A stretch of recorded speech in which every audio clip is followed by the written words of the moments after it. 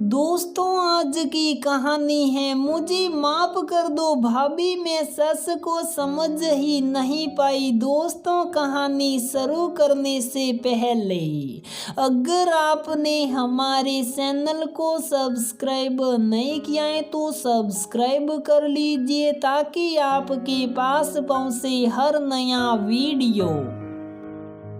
5 बज रहे थे, पूरी रात आंखों में ही गुजर गई। फटाफट उठ, सोचा चाय बना देती हूँ। बाहर देखा तो माँ पापा चिंता में बैठे दिखे। देखते ही बोले, अरे 8 बजे, हल्ला कर उठने वाली, इतने जल्दी उठ गई, आजा। पापा ने बड़े प्यार से साक्षी को पास बैठा लिया। थोड़ा और सो लेती बेटा, दिमाग को भी आराम मिल जाता। साक्षी मुस्कुराई और बोली, ये परायेपन की बातें मत कीजिए पापा, जल्दी उठने को डांटने वाले, आज इतना प्यार लुटाते पराये नजर आ रहे हो। सही कहते थे आप, वक्त पर सीध जाओ नहीं तो सब कुछ हाथ से निकल जाएगा। आज आपकी बात मानी होती तो ये दिन नहीं देखना पड़ता।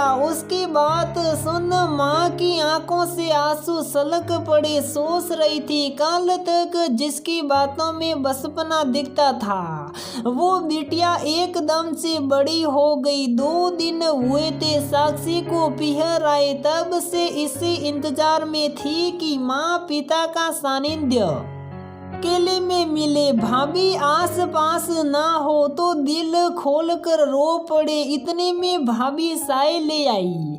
क्या सुबह सुबह रोना धोना खत्म करो, ये सब जो हुआ उसे बुरा सपना मान भूल जाओ। साक्षी को भाभी की बात का बहुत बुरा लगा। मन में आया, देखो मेरे दुख से इन्हें कोई सरोकार नहीं।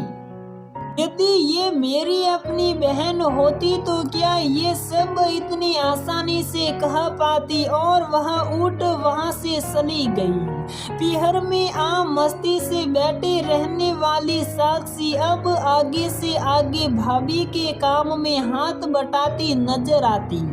दिन बीतने लगे। एक दिन भाभी की मित्र मंडली मिलने आई हुई थी। हमेशा घर में बहुत अच्छा आदर सत्कार करने वाली ने मित्रों को कोई विशेष महत्व नहीं दिया। सभी बैठी बातें कर रही थी। एक ने कहा, क्या बात है, आजकल तुमने आना जाना बिल्कुल बंद कर दिया है, कोई परेशानी है? हाँ, वो ननद यही है।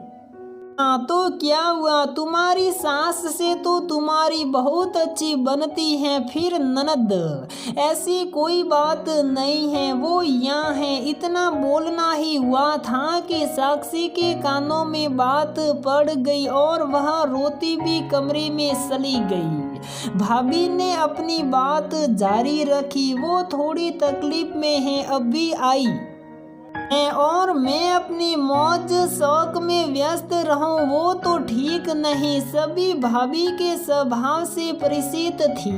घर का अंदरूनी मसला मान बात खत्म कर विदा ली। अगले दिन सुबह भाभी बच्चों पर गुस्सा हो रही थी।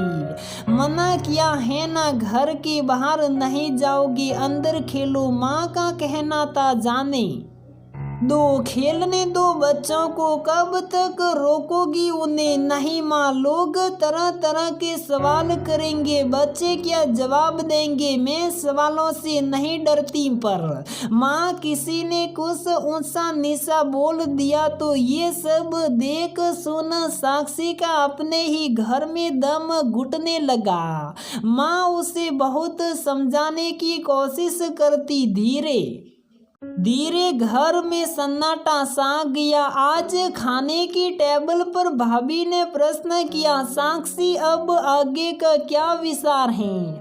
कुछ तो सोचा होगा। साक्षी को भाभी की बातें तीर की तरह चुभती। ना चाहते हुए भी शालीनता से बोली, आप क्या कहना चाहती हैं? बस यही कि जब तुम छोड़ने का निर्णय ले चुकी हो तो तुम्हें बिना समय गवाए नए सिरे से शुरुआत करनी चाहिए। पुरानी नौकरी की वापस कोशिश क्यों नहीं करती। भाई ने भी भाभी की हाँ में हाँ मिला दी। साक्षी समझ रही थी अब वह इस घर पर बोझ हैं। एक दो दिन की बात होती तो समझ आता भविष्य क्या होगा। वह तो ये भी नहीं जानती, समझ रही थी बोझ है, इसीलिए उसे पुराना कमरा रहने को दिया गया। शादी के बाद माँ बाप का प्यार भी बदल जाता है। ना जाने कितने अनगिनत विचार उसे घेरने लगे। सोचती भाभी इतना कुछ कह देती हैं पर माँ उसे कुछ नहीं कहती। उनका पीहर पास में ही था। अब माँ के बुलाने पर वह अपने पीहर भी नहीं जाती। वो सोचती होगी मैं पीछे से माँ बाप को पट्टी पढ़ा दूंगी। माँ अक्सर उसे भाभी के लिए समझाने की कोशिश करती पर वो पूर्वानुमान लगा चुकी थी। आज घर में दिवाली की मिठाई बन रही है। साक्षी के आते ही भाभी ने उसे देख कहा, लो साक्षी अब तुम संभालो। इतना बोलना ही हुआ था कि साक्षी भड़क उठी। हाँ करूँगी काम, मैं खुद खाली नहीं बैठने वाली। बनाऊंगी आपके घर की मिठाइयाँ। दिवाली है आपके लिए खुशी का त्योहार। शायद मेरा घर जल गया हो, इससे आप लोगों को क्या फर्क पड़ता है। साक्षी मेरा ये मतलब नहीं था। क्या मतलब था आपका। मैं सब जानती हूँ, जब से आई हूँ तब से यही सब देख रही हूँ। शादी से पहले भी मैं आपको अच्छी नहीं लगती थी और अब मेरी किस्मत ने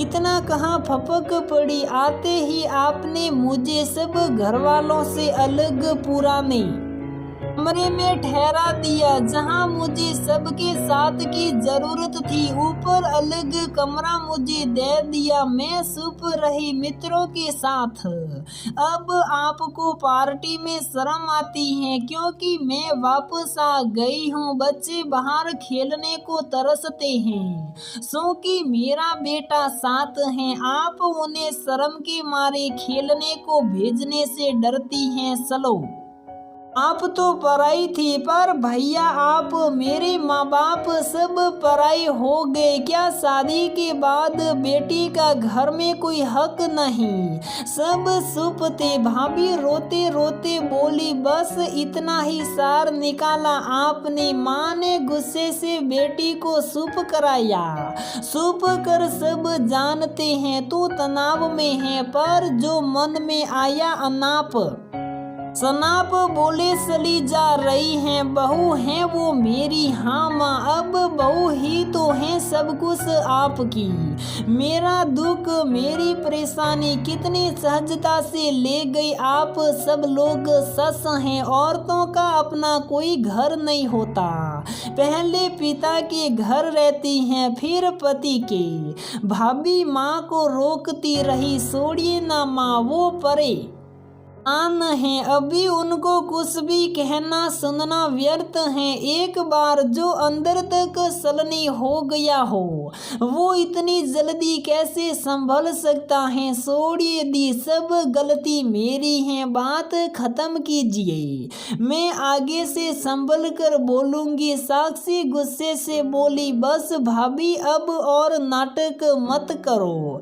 इससे तो मुझे स्पष्ट कहाँ होता। कल्पना करो यदि कल को आपकी बेटी के साथ भी यही दुर्घटना घटी तो क्या आप तब भी यही सलूक करेगी। ये सुन माँ को गुस्सा आया और उन्होंने बेटी को साटा कस दिया। बस पूर्वानुमान लगाए बैठी है। माँ बराबर है तेरी भाभी। हम सब चुप क्यों हैं जानती है, क्योंकि जब तूने घर छोड़ने की बात की थी तो हम सब ने तेरी बातें सुनने के बाद भी एक बार फिर रिश्ते को एक नया मौका देने का सोचा था, पर वो तो ये थी जो लड़ पड़ी सबसे, कब वापस लाओगे जब वो लोग अपनी बेटी को नुकसान पहुंचा देंगे या वो घुट कर कोई गलत कदम उठा लेगी। अकेली नहीं है वो माँ, अभी हमें उसका सहारा बनना है। हम साथ नहीं देंगे तो वह मानसिक रूप से भी टूट जाएगी। अजय से अकेले मिलने गई और जब उसकी सोच नकारात्मक लगी, उसकी बातें घटिया लगी तो हम सबको मजबूर कर दिया तुझे वापस लाने के लिए। जानती हैं तेरे आने से पहले तेरा ऊपर का कमरा साफ करवाया, जिससे तुझे घर में अपनापन पहले जैसा महसूस हो। आज भी तेरा कोना तेरे नाम से सुरक्षित है, ये देख तुझे अच्छा लगे। बच्चों को खेलने नहीं जाने देती, डरती हैं कई लोग तेरे बच्चे से कोई उठ पटांग प्रश्न ना कर ले, उसके चक्कर में अपने बच्चों को भी घर में रहने को मजबूर कर दिया। आज यदि ये ना होती तो तू यहाँ नहीं होती। जो कदम तेरे माँ बाप को लेना चाहिए था वो तेरे भाई भाभी ने लिया। डरती थी मैं तुझे यहाँ ले आई तो तुझे लेकर आने के बाद इसका व्यवहार कैसा होगा क्या पता था। ये इतना मजबूती से उसने ही प्यार से तेरा साथ देगी। जब से आई हो उसकी हर बात को नकारात्मक नजरिए से देख रही हो। यदि उसे तुम्हारे दुख से सरोकार ना होता तो कब का पलटकर तुम्हें जवाब दे चुकी होती। तुम्हारी अपनी है वह, जब भाई को अपना कह रही हो तो भाभी के लिए इतनी गलत सोच क्यों। एक बात ध्यान रखना, भाभी की हामी के बिना भाई एकदम से इतना बड़ा कदम उठा तुम्हें घर में नहीं ला सकता था। साक्षी माँ की बातें सुन रोने लगी, पर माँ जो मैंने सुना भाभी अपने दोस्तों से कह रही थी वह आई हुई हैं, इसलिए जानते हैं हम लोग इस समय तुम बहुत तकलीफ में हो। हर बात को तुम अपने ही नजरिए से देखती हो। थोड़ा बहुत तुमने कुछ सुना नहीं कि वह बात तुम्हें अपने लिए नकारात्मक लगती है।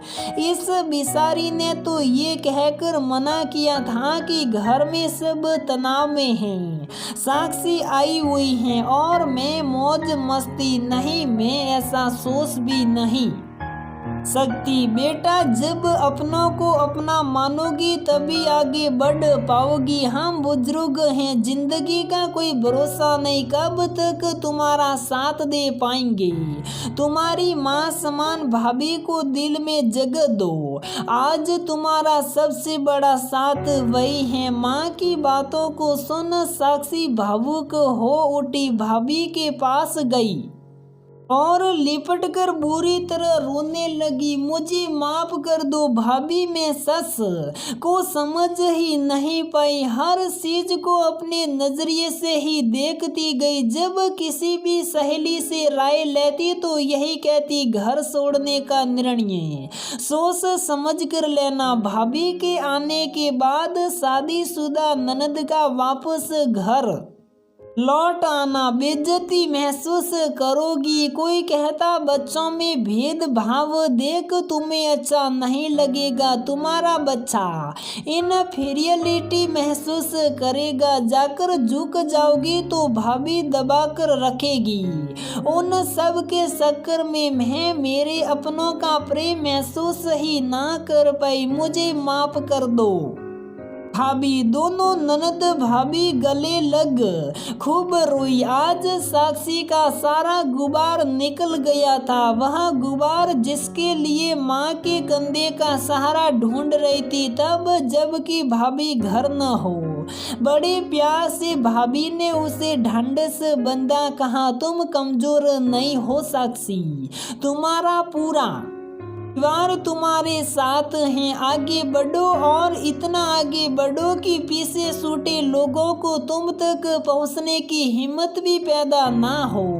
मैं बस यही चाहती हूँ और सबसे ज़रूरी इतना सतर्क रहो कि अपनों में से मेरे अपने कौन हैं ये समझ पाओ, क्योंकि यही तुम्हारी सबसे बड़ी फतेह का कारण बनेगा।